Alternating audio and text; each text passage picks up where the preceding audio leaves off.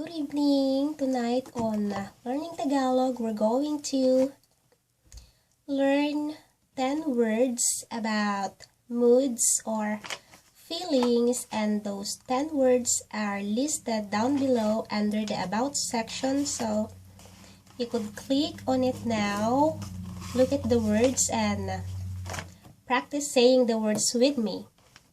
Our first word for tonight is going to be happy. Happy is masaya. Masaya. Masaya. And next we have sad.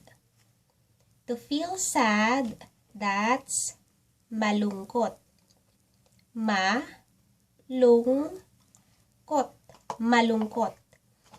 And we have our third word is angry.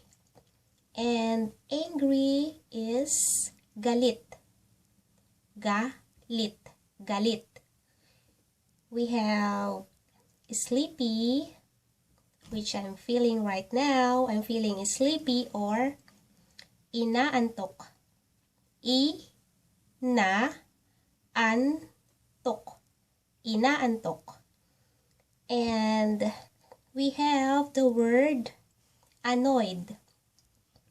If you feel annoyed, if you're feeling annoyed, that's inis or naiinis.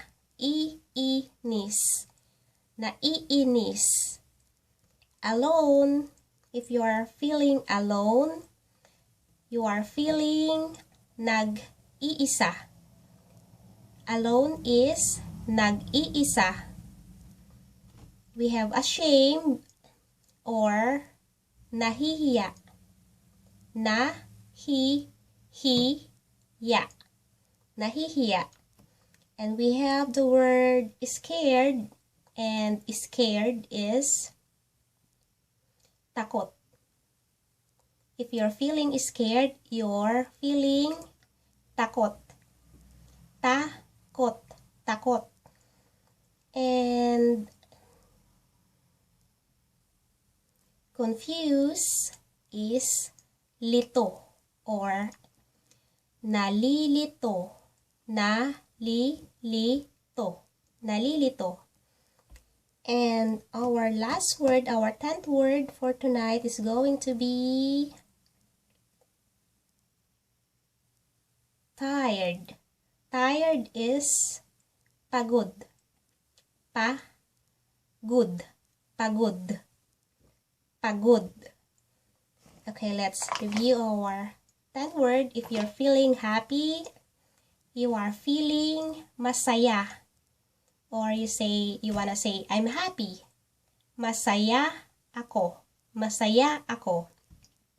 If you feel sad, you're feeling sad or lonely, you're feeling malungkot. Malungkot. And our third word is angry, and that means galit. Galit. Galit. And we have sleepy or inaantok. Inaantok. I'm sleepy. If you want to say I'm sleepy, that's inaantok ako. Inaantok ako. We have annoyed, and that is naiinis or inis. Naiinis. We have alone, which is nag-iisa. Nag-iisa. And we have ashamed or nahihiya. Nahihiya. And then next word, we have scared or takot. Scared is takot. And we have confused, and that means lito. Lito or nalilito. And last word, our 10th word, that's going to be tired. Tired or pagod. Pagod. Pagod. That's it for tonight. On the next video, we're going to learn another 10 words about moods. Good night. Bye-bye.